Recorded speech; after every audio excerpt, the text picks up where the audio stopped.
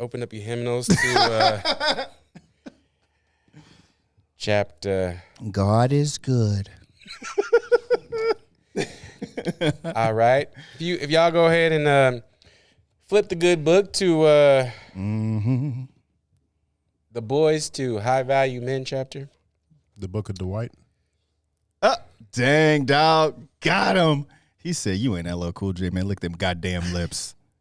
Oh, is that what? Okay, Nick. The white around you. All right. Hey, man, All right, I'm out of it, man. That's what this I'm just episode- a black dude in the corner. Okay. Just enjoying myself. Shots have been fired. They have been, man. How you going to get him back, dog? You ain't going No, it's all good. Okay. It's all good.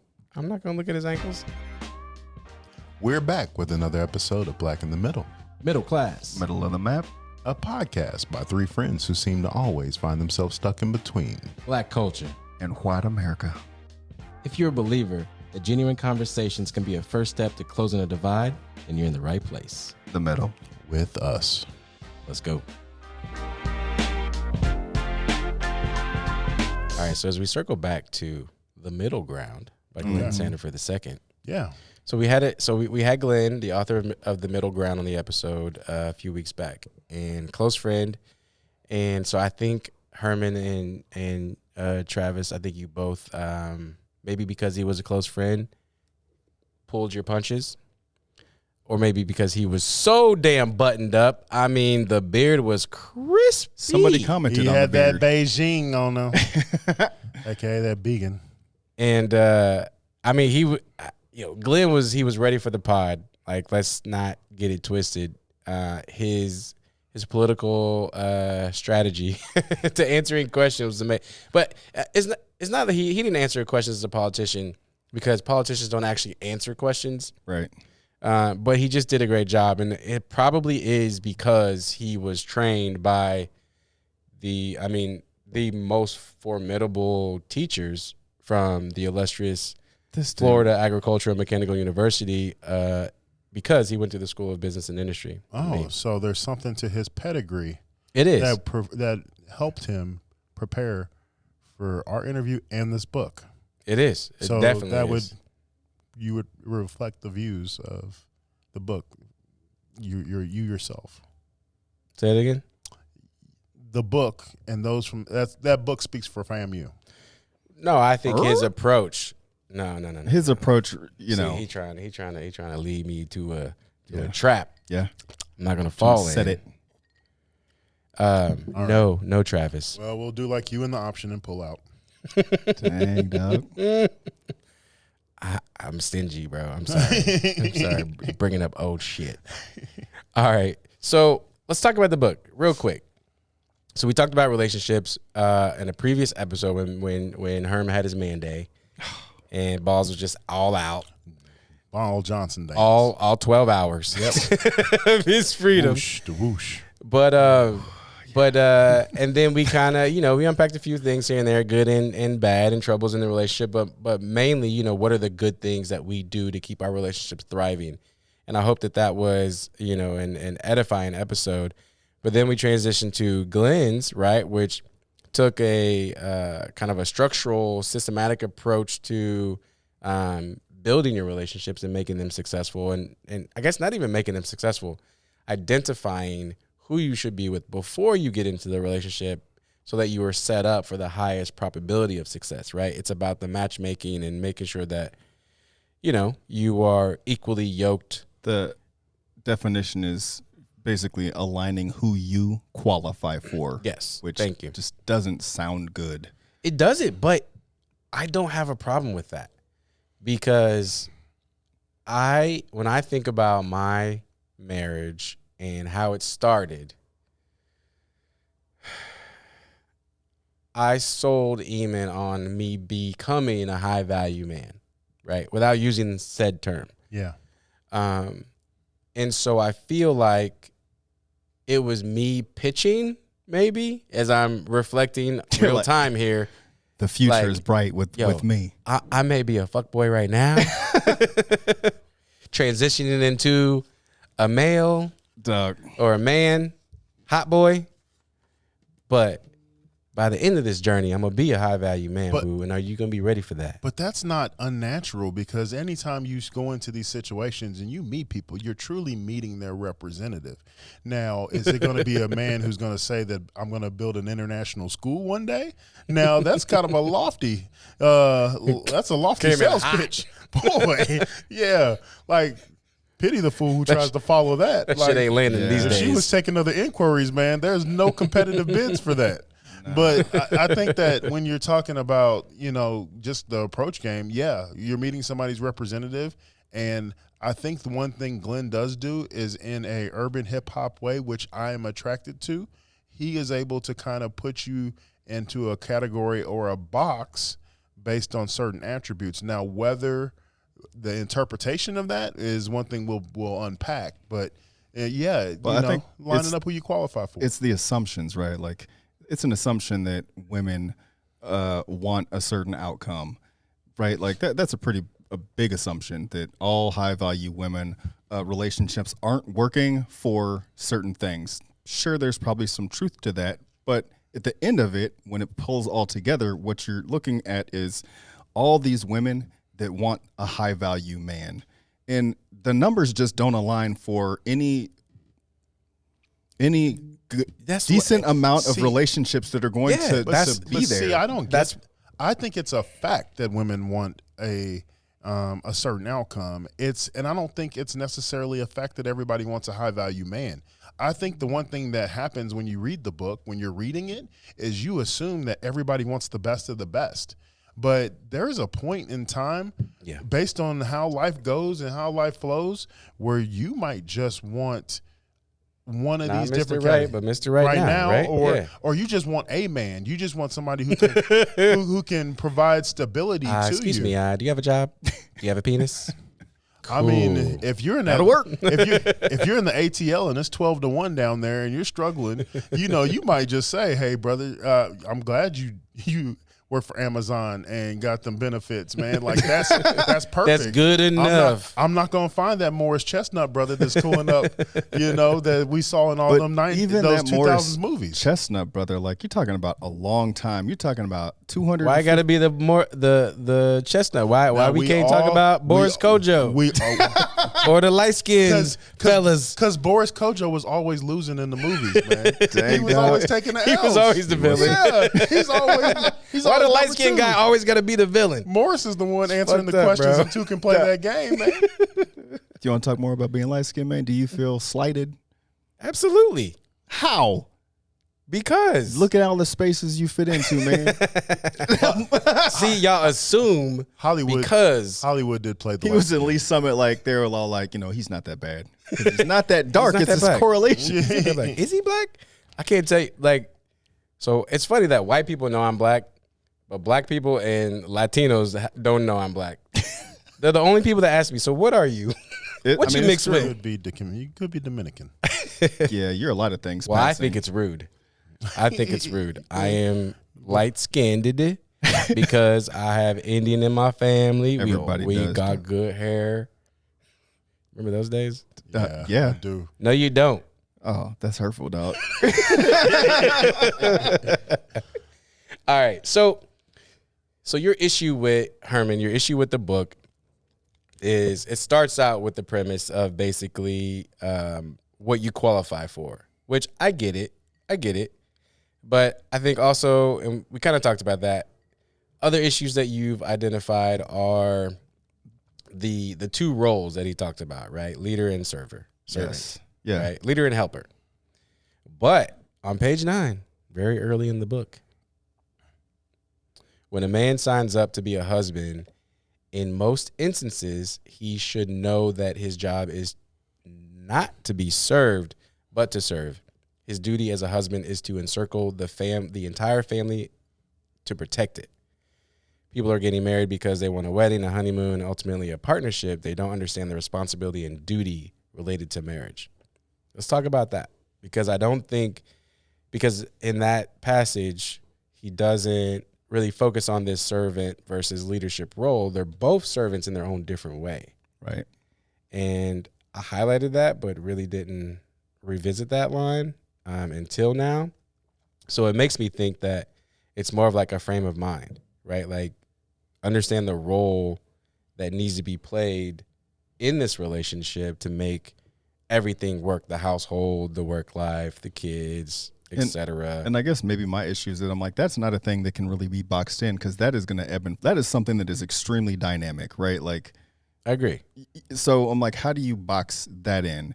And well, you got to start somewhere, right? Well, I guess my thing is this book should be 1,000 pages long. It really should, because it is that complex. I'm like, you cannot simplify the relationship ecosystem down into something like this in a way. It's funny you say that. I kind of think you can. Well, so let's touch on that real quick, because he mentioned he had a ton more content that got edited out, and then they chopped it into 3 books. So I was very surprised that the book is only 52 pages. Right. Would you say it was a pamphlet? That's so rude, bro. But it kind of feels like that. I am curious from a publishing standpoint why that was the marketable decision instead of making one meatier piece of content that is self-sustaining. But I get it. Short attention spans. I mean, is this a trend? Is this a trend for books? I don't know. I still read books that are 400 pages, right? Like it. You're a nerd. Yeah. Man, a bookworm. You're a bookworm. I like information, and I have a lot of questions. And when I see something like this, I have a lot of questions. I see a lot of things that don't make sense. Like the entire introductory premise is not based in fact or not based in the outcomes that we know have happened. And that's just one piece that is not actually a part of the rest of the book, which it has to do with the relationships. And even that piece is like slimmed down. Like there's way more complexity, the dynamics of. Talk about your first issue, because that was very broad. The first issue with. Personally was that the reason that these things start has to do with, like, I think it was something about single fathers. And so I looked at the statistics. I don't have them pulled up now, but I'm like, those numbers I don't necessarily think correlate to certain things in relationships or certain inabilities or things that you don't learn. You're talking Herman speak right now. Okay. A lot of people can't follow Herman's brain. It's too high level. Dig deep. Dig deep. Give examples. An example of a kid that grows up without a father that might have something in there that won't allow him to be in certain places, or like that is a problem with the family unit. And, you know, if the goal is to successful family units, which it should be, I don't think that that always goes back to single fathers. And so the other thing that I've, like, one of my first questions was, who is this book for? Because I'm going to be talking about from a black perspective or from a white perspective, all people. Yeah. Because there's And so I know you did have a problem with that, but he does not identify race in this book. Right. No, and he said that it's for everyone. It's for male and female relationships. Correct. So not everyone. Heterosexual. Yeah. Yes. And I take my responsibility in how I read this book, because I'm a black person, so I read it like it was speaking to black people, but the data didn't speak to some of that part that made sense to me. Yeah, I think I think that was on you. And you wanted more of that so that you could identify better with the book. Yeah, because I was like, the numbers of black men, like if it was for black people, right, in black relationships, the number of black men that make over $250,000 is a very small pool. Like, but that is 1,100 people. That's intentional, and that's purpose. That's the elite of the elite, and you know it's. But he pulls out like super high net. Like he's not talking about ball players and like you're talking about licensed professionals, and even that you could be an attorney working as an attorney for years and not make $250,000. You could be a doctor. What? Yeah. Yeah. You know what I'm saying? Like attorneys start out $60,000. But I do think that there has to be a category for those who are elite, because those who make $250,000 are not going to necessarily align in totality with someone who brings in 80. Yeah, you're absolutely right. Yeah. It's called the 1% for a reason. Yeah. So a book will not. So if the book is speaking to that percentage, smaller percentage, it's not going to be. But that was that's a good point. High value, man. There's a lot of Kevin Samuels in this. What I didn't get into. So, and Kevin Samuels, rest in peace, very known for using the term high value man and telling ladies what it takes to attract a high value man, and then discouraging women who want a high value man but don't present themselves as a high value woman. Yeah. So I think when we hear some of that and knowing how much that we've seen Kevin Samuels, it makes it seem as if you're a high value man. That's your only option for being valuable, period. Because no value is not mentioned anywhere in the other different categories of person. But I think that just if you look at it, and if your mind is open to looking at it, which I'm not saying mine was initially, but if your mind is open to looking at it, it's just categorization. And there's nothing wrong with being in any place as long as you're comfortable in your skin in that place. Well, and that was what I didn't deduct when I read it, but I did deduct when he said it. And so that's when I would say, okay, that's where Glenn was able to kind of clarify there is, look, these are just the categories. This is just, Sure. these traits, this is where I label you, and you go from there. But that's my 2 cents. But I think that when we ended, or I know for me, I was like, well, the onus of giving up everything is on the woman. So while a man is on his pathway to getting to that 250 number, there could be a woman alongside. There could be a woman that you meet, possibly if she fits or if qualifying for that guy, she has built out her own ecosystem. Now that's what caused the most heat at my crib. Right. Was because she's got to give all that up that she built to be a helper. Upon interpretation of the book, it's that the man is the alpha and a woman is beta in the relationship at all times. That was the original interpretation. So it's I agree. It came across that way. It came across that way because, a high value is this, this, and this, but a high value woman almost has a negative connotation to it. Yeah, like that was crazy to me because but that's not. But once again, I agree with you. I think I know what you're about to say. And that is your interpretation. Right. It's not necessarily what he's saying. Right. And that's the thing. So I'm like, but that is that's how you write to be controversial. But I'm like, just lay it out. Like, who is for who? How does that look? Is this going to be successful? And are there enough people for successful relationships throughout? So Tim, as we kind of talk a little bit about the different types of people, for the listener, can you kind of recap those different types of men real quick? Yeah. I mean, you can also, just go to our YouTube. Oh, yeah. We've got some videos. Yeah, it's a great time to plug the fact that we're on YouTube. Yeah, so we are live on YouTube, y'all. Live and in color. Black in the Middle podcast. Search that. Don't forget to subscribe, please. We got to get 1,000 subscribers so then we can start monetizing this thing and then we can, quit our day jobs. Well, most importantly, you get a chance to see how the sausage is made. Pause. Well, actually, but before I do that, I wanted to read a passage, and I didn't get this far in the book before we had the interview, but I just randomly flipped to a page, and of course I just lost it. But it talks about the high value woman, and let me just read this paragraph. Although a high value woman does not have to have many degrees, she has some education. To know how to operate and move within her man's spaces. She knows how to cook, clean, and is not stressed. I know her. Keep going. And is not stressed by a crying baby. She doesn't walk out of the house without polish on her fingernails and toes. She leans into her femininity. I have too many entities in that. But is not flashy or scantily clad. Most high-value women work and make good money, but the career does not define them. Their end goal is a thriving family with at least 2.5 kids and a respected man in the community. That is your trigger. That's your trigger. Because the high value woman doesn't care about a career and is purely relationship focused and a servant magnitude. That's not what I just read. It's 100% what you just feels- read. That's not what I just read. That was 70% of what I just read. The last 30% was most high-value women work and make good money, but their career does not define them, right? So I know Glenn, and his wifey is a lawyer, okay? She is high value.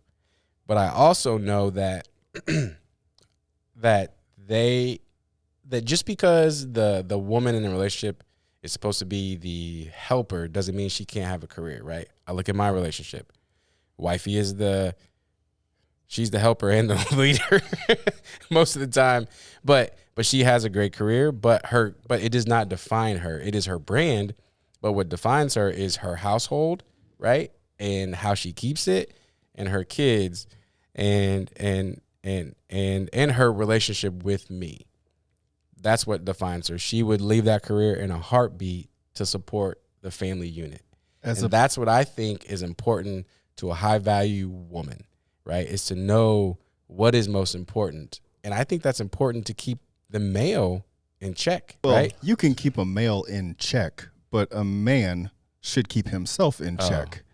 Yeah. Okay. Well, you just going to twist my words like that using the book? I meant a high value man. A high value man, not specifically. Wordplay.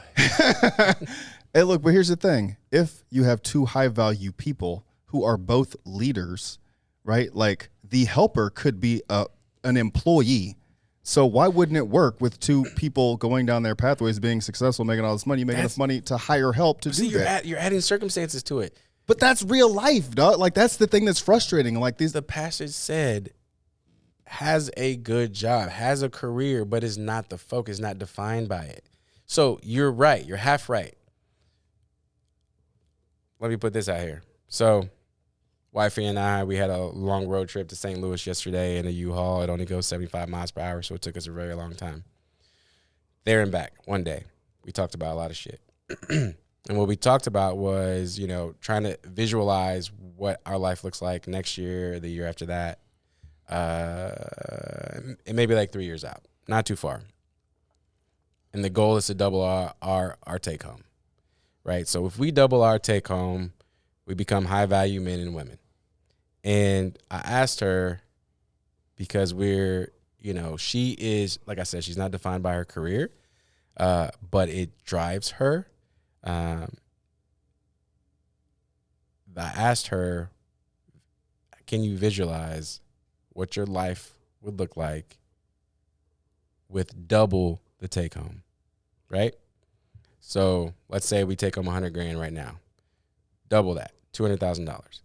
So right now we're paying our bills, we got some revolving debt, got some school debt, whatever, but cars are paid off, got some investments. Most of them have tanked, but diversify with some good shit. What would we do with that money? We talked about what we will do with our money is to your point, pay for the things that cause us stress, outsource, delegate. That means housekeeping. That means nanny. That means, that means services. More contractors coming into my house in and out, so I ain't got to do shit, right? Pain points that can replace our time, because we can't replace our time, right? You can't get more of it. But if we can get more of time together and doing things that add value to our net worth or add value to our kids or to our family unit, then that's where we're going to spend that money. And so I think that, as we both become these high value man and woman couple, we'll still have our leader, helper shift, right? Depending on what the fuck's going on in the day. Her busy season is, December through March. Mine is actually similar, but mine goes longer, and then she has downtime. So as we go through these ups and downs in available time and resources, like we switch leader versus helper. But if we can outsource a lot of this helper stuff, then that will allow us to do more on the leadership side of maybe business. But that's not where we would invest our time. We would invest it in family experiences, travel, shit that just, our goal is to give our kids what we don't have. Yeah. So many things to unpack there. One thing I would say is that, one, your interpretation of leader and helper is different than how you initially started that and how the book reads and what you read. The book doesn't allow for fluidity in that. It insinuates that, and I think it actually directly says it, that the man is the leader and the woman is the helper, which is exactly how you came out the gates, albeit as you went through and towards the front of the book articulated yourself, you you gave what I would believe is a more realistic example of the application of the book, is that it is a fluid process. And in order for you to be successful, the leader and the helper role is going to be fluid, which also kind of goes back to his premise of what I feel like he was trying to convey, which is you can't be lopsided when the serving comes. And that's the leader and helper fluidity is about the fluidity of serving one another. And we talked about it a little bit in this podcast, but you can't be in a position where it feels like one person is always serving and the other one is always receiving. No. Because there's going to be an expiration date on that. Absolutely. But if there's fluidity in that and you understand that this is my time to shine or this is my day to shine, because it's really coming down to micro. It's really not sometimes it's a period maybe, depending on circumstances, but like in Tim's case and most people's lives, this is, a day-to-day thing. Today I need to be supported, and tomorrow I support you. Yeah. Or like a longer initiative. Like I'm going back to school to get an MBA, and when I come out of that, example. right, I'm gonna make this kind of money. So you're gonna have to lead, but it's like that person is to, based off the book's premise, that might not work out in that 3 years or however long that MBA program, where this person might not be bringing in the money to be whatever, and you just have to trust that. I mean, that's a pretty big thing. It's an interesting situation because I'm really stuck on who's the helper and who's the leader at that. Well, last thing I didn't get to say was I'm like, where does this leave room for a power couple? Because I think the power couples are what a lot of people strive to be. This is the power couple. I know a little bit about that. But yes, you're right. I mean, the high value man and high value woman is a power couple. But the high value woman has to still give. She can have her career. She can have her career, but the focus on the beginning of the book is still based around the leader helper, primarily man as the leader and woman as the helper. Sure. And you're putting a lot more on a woman to be a leader and a helper when a man just has to more or less be like the protector. Yeah, and that's where from having this discussion at the crib with the female, like that was the trigger. The trigger is that no matter what I send. I like how he had to establish that he's in a heterosexual relationship. Yeah. It's like it's at necessary. The crib with a female. So this is applicable, but that's where it's like, no matter what I send to, I'm always Scottie Pippen. I'm always Robin. Like, because the book reads as if the man is the more dominant figure. And I honestly think that there's an interpretation piece to it, but I agree with actually what you said towards when you started dissecting it, that in order for a relationship to be fruitful, there has to be fluidity in the roles of who's top dog and who's not, who's leading, who's helping, who is supporting, and the supporter, and going from there. So and I appreciate that, and I totally agree, and I think it's tough. Like, this book takes a contemporary approach to a traditional model. That is true, right? 100%. And I think it's important that we need to keep in mind that there are two other parts to this, right? We don't have the full story, so this is step one to understanding the framework. And then the next book will help you apply, et cetera, et cetera. So I'm excited to read those. But I also think it's key to know, like, we're just talking from our perspectives and, maybe the previous people we've been in relationships with. Every woman and every woman is not built to be a leader. Every man is not built to be a leader. Some people are 1,000% content at being a helper, right? Which is fine. There's nothing wrong with that. And I think the framework really comes, because it's traditional, it comes from history. It's based on historical precedents and the what did he say? The natural order of things, right? So he even talked about, like, in nature, this happens in nature. And I know praying mantis bites the man's head off after she gets a dick. I get it. You ain't never heard of a queen bee? I get it. All there are helpers. always only helpers. There will always be outliers.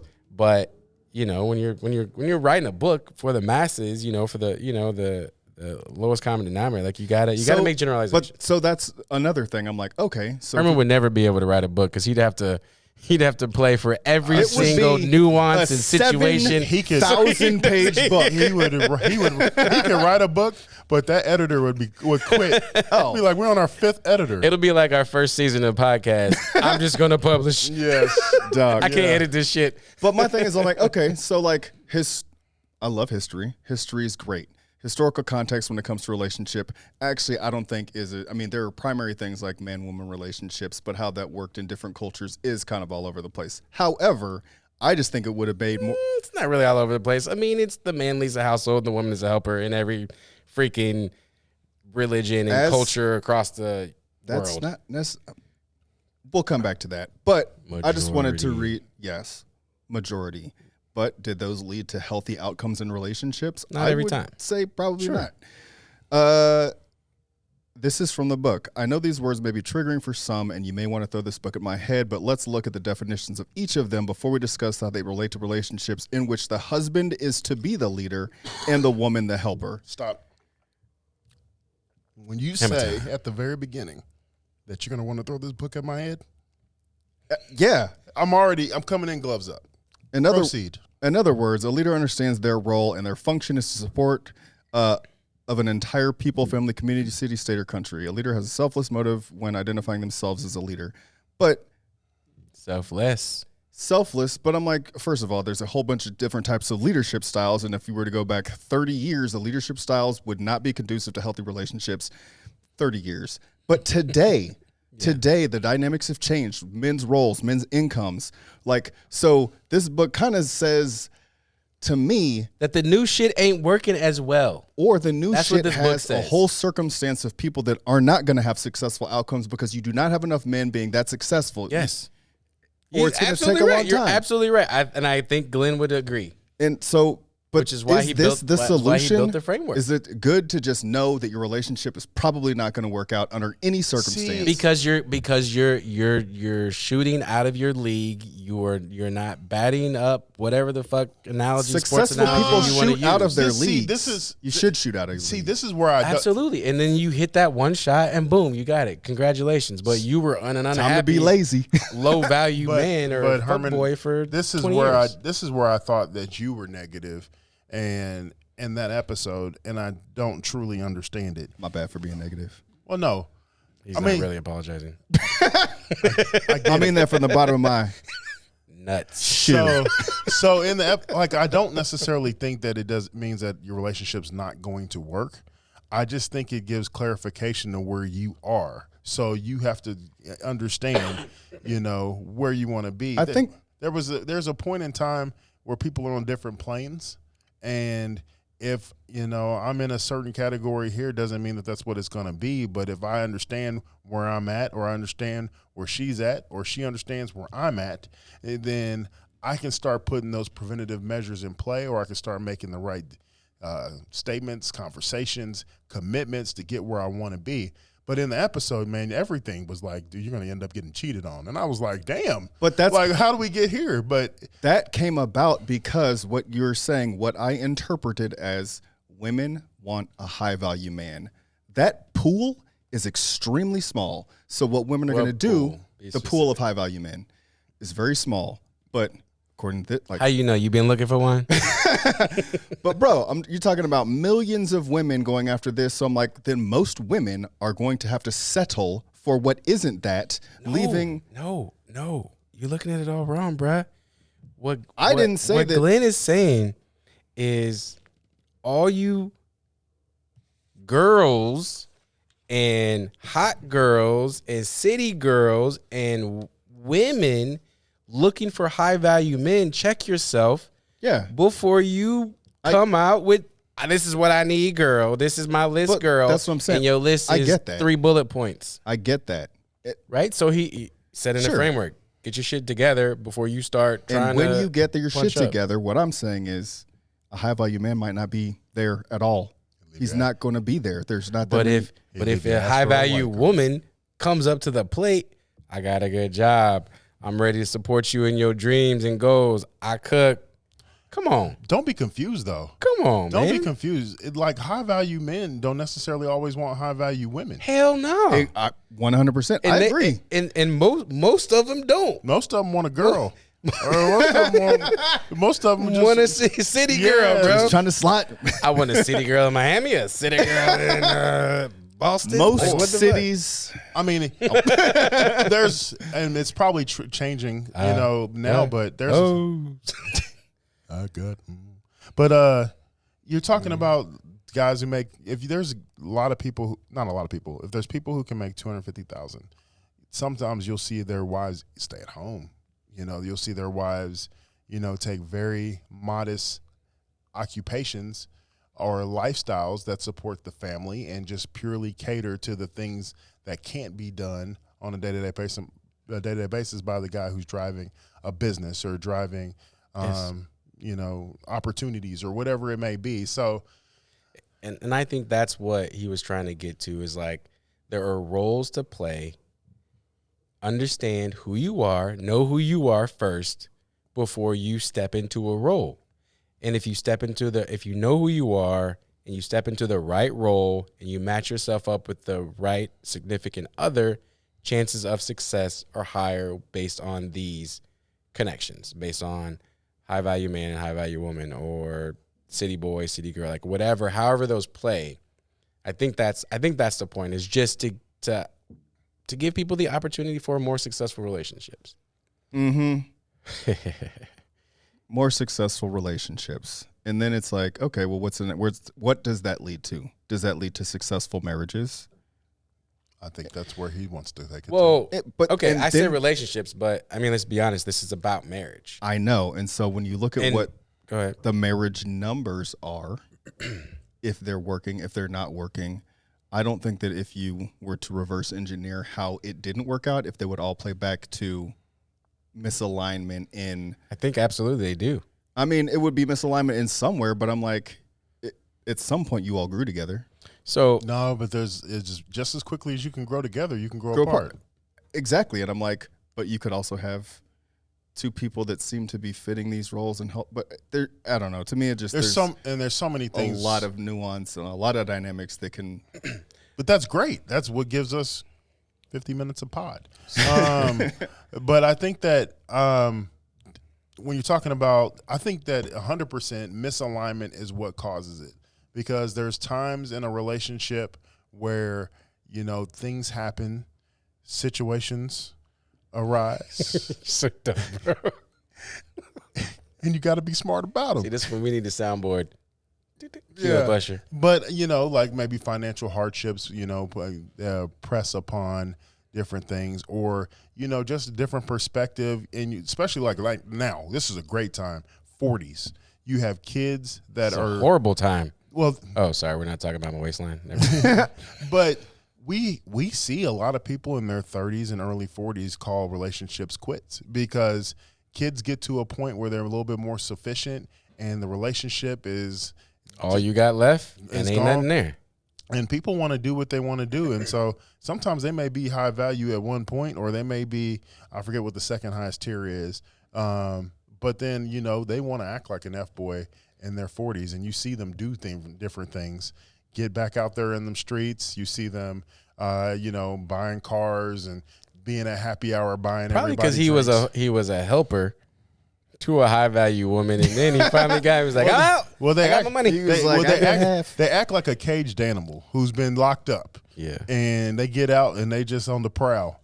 And so but they sometimes start doing that stuff before they actually cut the cord. I feel like I've seen, and I don't have my own numbers, but I've seen relationships where a guy was breadwinner, wife helping, and that shit didn't work out, even though they were being a helper, they were bringing in the income. So I'm sure. like, it's I mean, and I know it's it's not like we're humans. We're always gonna fuck shit up. That is for sure. I don't know, man. I'm a person that I believe that you should shoot higher than whatever your thing is. And yes, you should be prepared to make whatever sacrifices or do whatever you need to do to make a relationship work. But I don't think that you should prepare yourself for some shit not to work out just because you were uncovered that you maybe weren't where that you weren't. Okay. I got an idea. Okay. Okay, let's make Herman internalize this. Shit. Put yourself in your daughter's shoes. Okay. Okay. First of all, what everybody to say, you don't know anything, you don't understand. So I could just say that for the rest of the episode. You don't understand, Question Tim. over. You don't understand. No, but put yourself in her shoes, right? And I mean, your daughter's 14. She's Telling me I don't understand. Bro, Or she asked. Stop. Oh yeah, Hey, dog. did she ask him out Stop. to the dance? Stop. What happened with that? Bro. Oh, we didn't talk about that. No, we haven't talked about that. I said, look, Skirt. this is a problem. She wants to go to dance with a dude that she's never really, it's just a whole thing. And I'm like, as a father, I'm like, if he says no, I'm going to be pissed. But if he says yes, she can't go. She can't go. I'm like, Because you was like, she's like, Daddy, I want to ask this boy to the dance. And if he says no, I got a plan. yeah, she's like, if he says no, I'm going to create posters and shit and act like somebody else said yes. I'm like, wow. So she did throw it out there. He did say no. But I'm like, Really? yeah. I'm like, honey. What's his You name? don't- We're not going to do that. We're not going to do all that. But I'm He like, go to Rockhurst? you don't. I don't think so. Yeah. You That's why don't talk to him on a regular basis. This is out of the blue. He wasn't expecting it. And like, he's a freshman. He don't know anything about dances yet, like for real. So calm down. It will happen. Hold on. She go to all-girls school. How'd she meet this boy? Yeah. From Scion. He went yeah, Scion before? lower school. Okay. All right. Well, I mean, I'm not going to put all her business out there, yeah, but nor should she'll be you, just- but I will just Her say friends this. ain't listening. that is true. That is true. But I You will want to listen to say my this. daddy's podcast?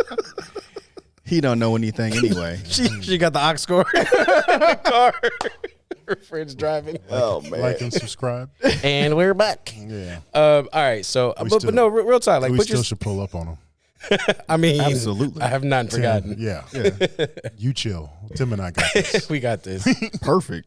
All right. So, I mean, so how would you use this framework to prepare her for real relationships? Let's say she says she's off in college, whatever, going to FAMU, talking about I met a boy. Yeah, I have told her from a long time ago. Oh, boy. I keep it real with her. I'm like, no If man. his name is not her. Hey, look, no man is worth a shit until they're like 30, 35. Don't get hung up on anybody because they don't know what they're doing. They're only after one thing, and we don't have to talk about what that is right now. But And why do you say that? Why is that your advice? because she needs to focus on being successful herself. And Where maybe, I'm going. hey, look, I want her to be successful in her own right and not have to depend, but I also don't want her to have to give shit up for somebody that's not worth it. So you want her I to create, do- you want her to become a high value woman, right. and you want her to avoid boys, city boys, Sure. males, men, and only fuck with high value men. Not necessarily because But you don't like the high value man because then she's got to take a helper role. Honestly, What you though, gonna tell her, man? Hold up. honestly, But though, my like, thing would be like, find somebody that you can build with. And that to me, that's the weird thing. 1000%. So I'm like, whoever you find when you're 14, 15, 16, 22, 23, nobody's that high value shit yet. He's not Nobody that. is. But if you guys are cohesively working towards something, that's building out a teamwork. And you're not even talking about teamwork because you have a leader helper role. That is still a team. Not in the way, That's teamwork. That's teamwork. dog. That's the definition of teamwork, actually. Yeah. Knowing your role and putting your ego aside for the better of the team. and that, As my long friend, as you're cool with makes your the role dream work. switching, as long as you're okay with role switching, but with the framework of leader, male, helper, female, that does not bode well for the later parts where it's like, yeah, well, All right. Let me ask you this question. What offends you on the model? Is it that it's not that I'm you don't want your toxic masculinity to come out? Ooh, trigger mine. loaded. Right, we all have it, but Bang bang.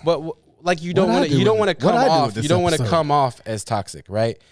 And agree to the concept because you would have to say women need to be helpers. I would not say that. Exactly. That's what I'm saying. Is that driving you? No, Because- look, I think that for a relationship to work, and this is just, I am not a relationship anything. I just know that Just dequalified himself. No. I'm Before just he's saying, going to make a qualifying statement. I think that However, we're all qualified this is gonna if be you've a- been in healthy and unhealthy relationships, and I feel like I'm in a healthy relationship. And a relationship has gone a lot of different places, and we're still here, and I'm happy. And so to me, that framework Tell would us. not fit my model for what has been a success. I think it does. I don't think it does. I was not high value. You were on your way. We've never been high value. You ain't high value. Maybe I Black am. value. Not, ass. you Maybe. weren't high valued as a receiver You were in great. high school. you were great value. Always bringing Walmart to the conversation. Where's great value and best choice in the book? Oh man. So to your point, yeah, there's certain things that I'm like, that makes sense, but in my mind, it just, the numbers don't align, and to me, it is a sad book. It is a book that says most relationships, you don't stand a chance. Now we get into the root. Now we get into the Like, root. If you put that book down, you like, getting put ain't down gonna be in anybody hand. out here for me. Like, this is- And all this is leading to a pretty high divorce rate. So why bother? In the We first already place? there. We already just there, bro. saying. We already there. If anything, it's gonna lower the divorce rate because motherfuckers gonna realize they're not ready for marriage. So have we entered a place where Boom. people don't want to help, or people only want to lead, or both people want to lead? And we have a generation of people that can't lead, or they're going to grow into leaders. Like it just, I don't know, man. That's actually a really good question. You know, I kind of think that there is some practicality that we have to apply to it, and that is, if you have two people who are fighting for the chance to lead, then you're not going to be successful, because leading is about having somebody follow. Like, you led, but did anybody follow? So if you're in a position where you're butting heads because you're both fighting for an agenda to prove who's alpha, or prove who's at the top, or who's the key decision maker, or who's the key this, that, or wherever else, then there is a potential propensity for you to have a failure in relationship, because there is no give and take and there's no sharing. I like that, bro. I'm gonna get all right. I am not a spoiler alert guy. Like, I hate spoilers. Hate them. My wife, total opposite. She will flip to the back of the book and see how it ends before she decides if she's going to read it or not. I'm the guy who will read, or I won't read. I will watch a movie. Cliff I will notes. watch the movie of the book, and it will be horrible 95 minutes, but in the 96th minute at the end, I'm just waiting for it to turn. Like, I will watch the whole thing. Miserable. I say all this to say, damn, I forgot my point. Good, because it was probably going to be something negative anyway. Fuck. Yeah. I feel good about myself right now. Well, what did you say, T? What did you end with? You said something profound that sparked a really good idea that left. Basically, like, you can lead, but if two Yes. people are fighting to lead. Thank you. Damn it. Perfect. So so the end of the book. I know what the last book is going to say. The secret hack, which I've already figured out in my relationship because it's perfect, Keep going. Certainly looks like that on Instagram. is my I know, right? Bro, Man, I went to Certainly my looks mama's like house that. last night, Yeah. and one of my cousins, like second cousin, third remove, he was like, "What's up, cuz?" I'm like, "Man, I'm literally living the dream." He was like, "I know." Like, man, you getting married every day. You having lobster Like, every I day. see it on your Bro. Insta. Yeah. I'm like, that's not mine. I You just ain't never repost ate my at wife's. home. You've only eaten lobster and steak every night. Shit looks magical. But so y'all gonna make me forget my point. So I figured it out. So if you know me, then you know that a lot of times, like, I think one of my strengths in organizational behavior dynamics is that a lot of times I lead by following. So, and I've said this and I've practiced it my entire life, and I think it is one of the best ways to lead. Organizational theory behavior, path gold theory, right? So you clear the path for your team so that they can become successful, right?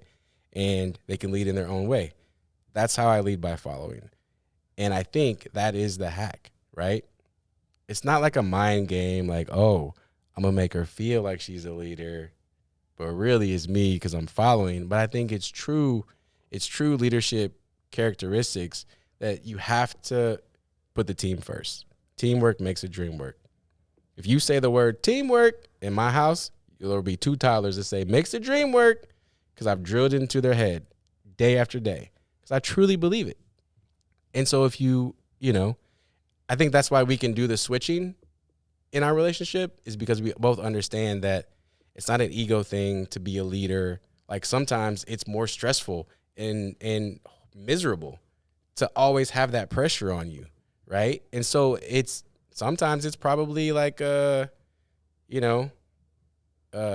a release, to be able to follow and not have to make all the decisions, right? Yeah. Because that's a thing. I think that's going to be that. It's just being nimble. Which is the exact opposite of what I talked about, is when people are both following, right? And nobody's making decisions. And you're putting the whole team in jeopardy because nobody is being actionable. Yeah, which is you're gonna fail. The flip side of the coin, right? To call out, but you highlight something that definitely sparks in my head because sometimes in our positions we are making decisions all day. We come home, that's the last thing I want to think about. Not want to make another decision. Yeah, and so. But you're going to have to as a leader. You probably know the numbers of the facts, but like there's a finite amount of decisions that you can make in like a 24-hour period. That's why Steve Jobs I think it's like people make 35,000 decisions a day.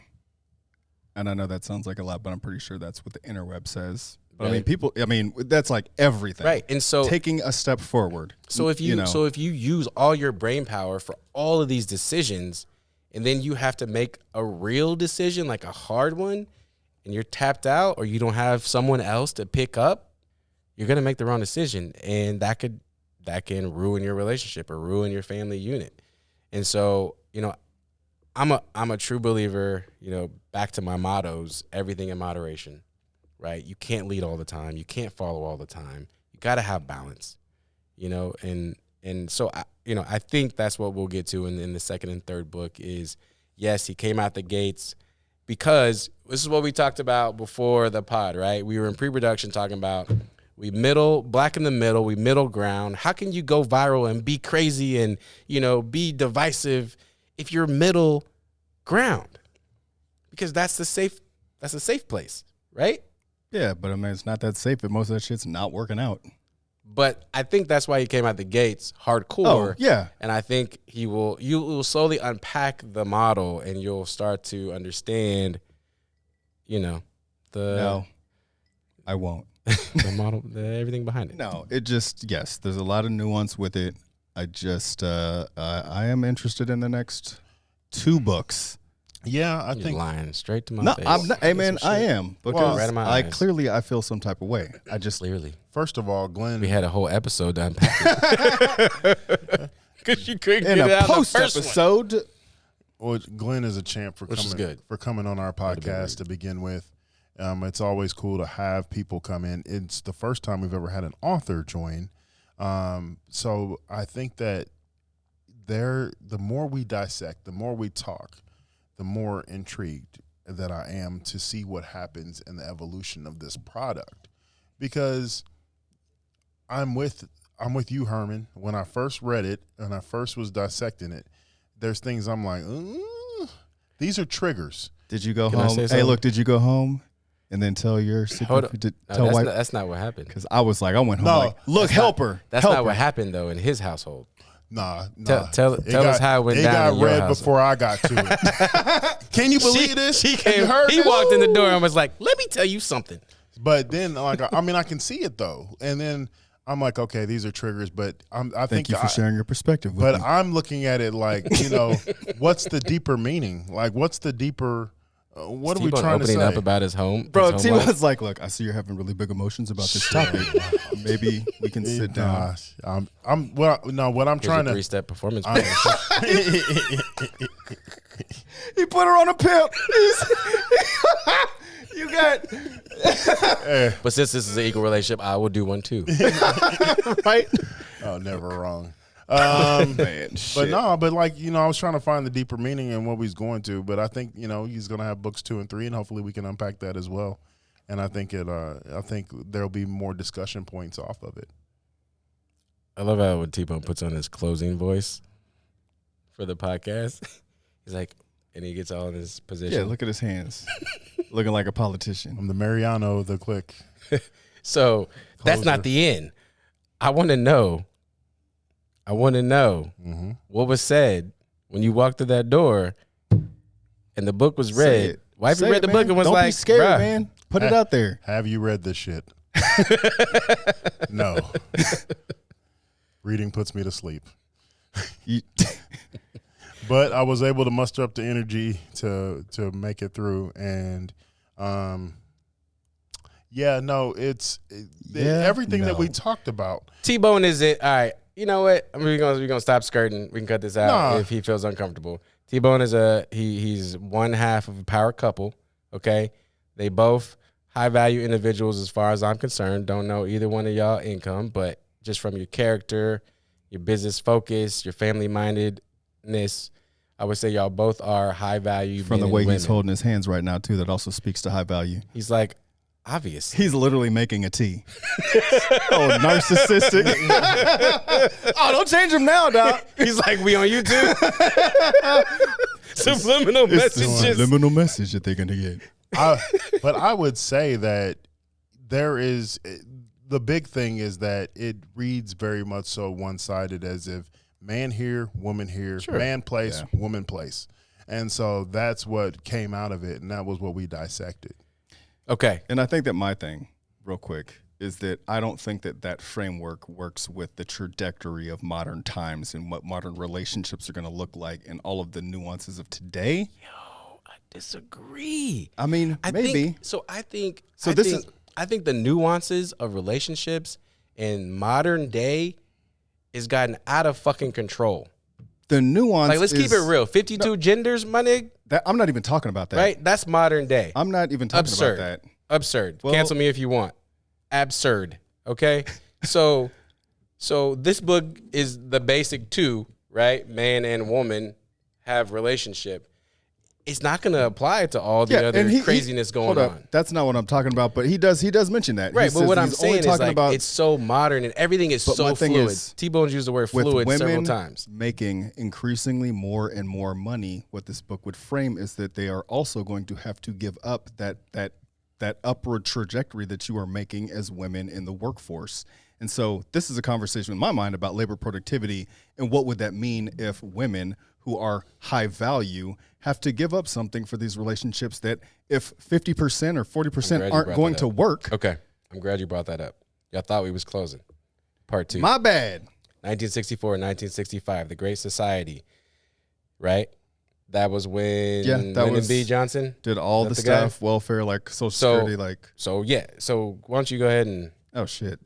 you ain't ready? Spat that off the top All of right, my so head. basically, what happened was in '65, the whole bill passed or whatever that now we created Medicare, Medicaid, Social Security, food stamps, all of these, services, wraparound services for those who are underserved in the community, right? Mm-hmm. And we know that this is a very divisive topic between the red and the blue, the right and the left, Dems and the Republicans, et cetera, because one side don't want to pay for the poor people's shit, and the other side thinks everybody should be treated equally. That sounds like a very biased summation, but which side are you on? But so where I'm going is right. So this was created, and what happened was the outcome was women left the household. Fact.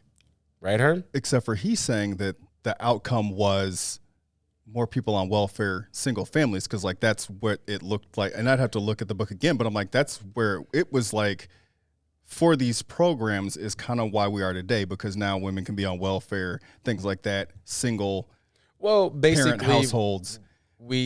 Families or people could get on welfare, right? So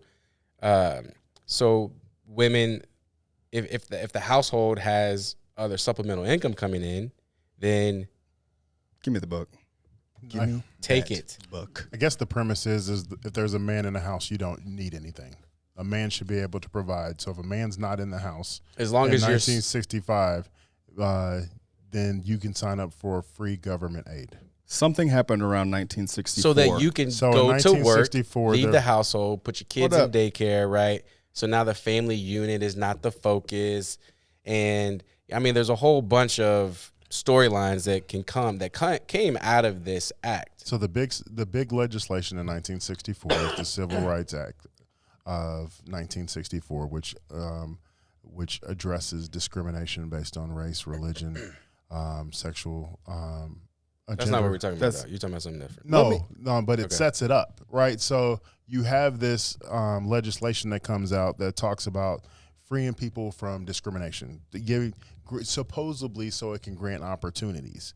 But in 1965, what comes out is something that supplements the household. And I think the ideology, and this is my interpretation, wasn't around, just taking it all in, is that if a man is in that house, the man should be able to get a job and provide. And if a man is not in that house, then government aid is available for you. Can I just Okay. read this because this frames what set me off? Okay. Something happened around 1964. Our new president announced the creation of one of the greatest social service programs in the history of the United States, the Great Society. The Great Society was a set of domestic programs in the United States launched by Democratic President Lyndon B. Johnson, 1964/5. The main goal was the total elimination of poverty and racial injustice. This great initiative led to a substantial increase in government spending on domestic social programs. Programs that resulted from this effort were National Endowments for the Arts and Humanities, public broadcasting, welfare, Medicare, Medicaid, privacy laws, education initiatives, Social Security expansion, and the expansion of public housing grants, food stamps programs, and unemployment insurance.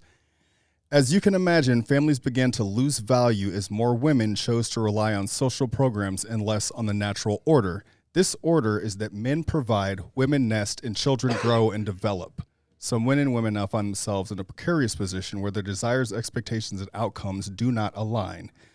And my thing is, that is horseshit, and that is actually Republican propaganda, which is fine to use propaganda, but that program reduced black poverty by more than 40% over the past, since 64. That was the point of the program. But So that's awesome. no, exactly. So from that standpoint, less black people and more black people are out of poverty, aren't in social welfare programs. But again, if I read this but it still fucked up the family unit though.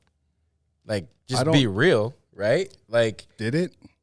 If more people are actually getting jobs and more people don't have to rely or live in poverty, or maybe it did make things more complex because you have more, and this is black people, right? He's talking about everybody. Yeah. So the one thing I will say is that legislation helped literally zero white people. The white people statistics of poverty have roughly remained the same, hovering around 5 to 7%. For black people, it went down from 40 to 18. So maybe, yes, less black people in poverty, but maybe his point is more black people in poverty. You guys are all in the same level. Just be low value people together. Well, that's because there was discriminatory practices. Right. So let's An leave abundance. those. Now, obviously I'm joking, but Yeah. that to my point, I'm like, what does that have to do with anything? Because in me, this actually created an opportunity for more black people to be in more different classes and grow. And that's why we see the middle class growing and more brown people living in the suburbs. And But that's not a 60s trait. Excuse me. What page was that? it was Do you remember? it's in the intro. Because, so I'm asking because you reading that, I mean, I do not disagree with Glenn's view on that. And I believe he is Republican. Which is fine. I think he sides with that party. I know his views, a lot of his views do. And I've, over time, as I've started to adult more and more, I find that I have a lot of conservative views on things. But sidebar, holy shit. All that happened at once? I mean, Could you imagine passing something like that in First of all, today's day and age? All those programs to help poor people? That would be shot down before it got to the Yeah, no, can't help. I just secretary for something that helped Black people advance and get out of poverty. I think it's odd that you frame that as this is what women chose to rely on rather than the natural order. That just doesn't make sense to me. But why not? They're relying on these handouts, quote unquote, but instead of following the natural order of things. But that's what I'm saying. That, which would have been a great number in 1965, 66, but it has gone down. It's the line that's gone down the most. Those programs did help get a tremendous amount of people out of poverty. That's great. What I find to be really crazy, sidebar, I guess, on this a little bit too, is that Lyndon B. Johnson was forced into action due to the assassination of John F. Kennedy. And so him being kind of pushed in, he is super actionable with some heavy hitting legislation, for a man who was thrown into the fire. Now, granted, he wound up winning his reelection in, I believe, 65. That's interesting. But yeah, he killed one guy because he was too pro and then they got another one. Here comes this dude with a lot of heavy legislation. That is interesting. Yeah, it's very interesting. So my thing is, I'm like, sure, there's lots of people on welfare, but it's gotten down tremendously, except for the rise in actual population. So to me, that did not affect. Like, people like to tout social programs as affecting like the family unit, and to a certain extent, sure, they do. But if you look at the like actual numbers, it's not a higher percentage, it's a much lower percentage. So more people aren't using those programs, or they actually did what they were supposed to, which is get people on a trajectory to get out of poverty. And yeah, well, I don't disagree with a lot of what you said, Herm, but I also don't agree with a lot of what you said. But I think as we close this out, the middle ground. They're just numbers. Oh, non-side taking ass.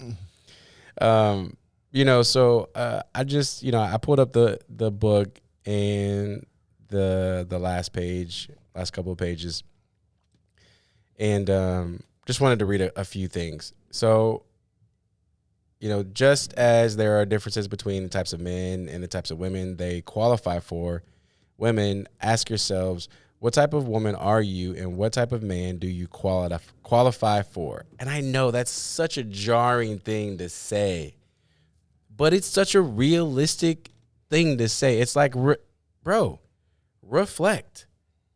Seriously, look at yourself. And analyze, because a lot of us live in la la land. We think our shit don't stink. We're the greatest of all time. And it's so not true. Yeah. But to your point, you got to be 35, 30, you're not talking about 33 to understand is not young love. that. Yeah. Right. But so while money is a major factor in determining men's positional relationships, a woman's value is determined by her willingness and ability to support his purpose. Ultimately, she will reap the benefits of his money, power, and influence that will, in turn, create opportunities for her to demonstrate and exude her femininity, there's that word again, and inspiration. So what he's saying is not wrong. It's not wrong. It's just not for everybody. I think you can say that about every book. Yeah. Yeah. I mean, Can we agree that it's not wrong? It's just a perspective? I will agree that it is a perspective. I think he will agree to disagree. Well, I disagree to agree. And it is quite a perspective. Is it a healthy perspective? I don't know. Is it a perspective that produces outcomes? I don't know. Right? Like, if this is... Stay tuned for book number 2 coming out, hitting the shelves next year. Yeah. I'll be argumentative then too. All right. Don't forget to subscribe on YouTube. We are on YouTube, y'all. Check it out. We got YouTube Shorts. They're getting thousands of views. I'm literally not kidding right now. And then we got some videos. They're getting views. Our views. So please go to the YouTube channel and like and subscribe and share it. Black in the Middle Black podcast. in the Middle podcast. Black in the Middle podcast. Instagram's _Black in the Middle. TikTok _Black in the Middle. What? We don't know where we are. Just look at Black in the Middle. Look at some black guys, and then if it's black and white, follow that. And wifey's texting me, I gotta go. Oh, you helper. Get your helping ass up out of here. Is she going to pick you technically I up? would be the leader right now because she's home with the kids. She leading your ass home. Yeah, and that's why it's fluid. All right. That's it. Peace.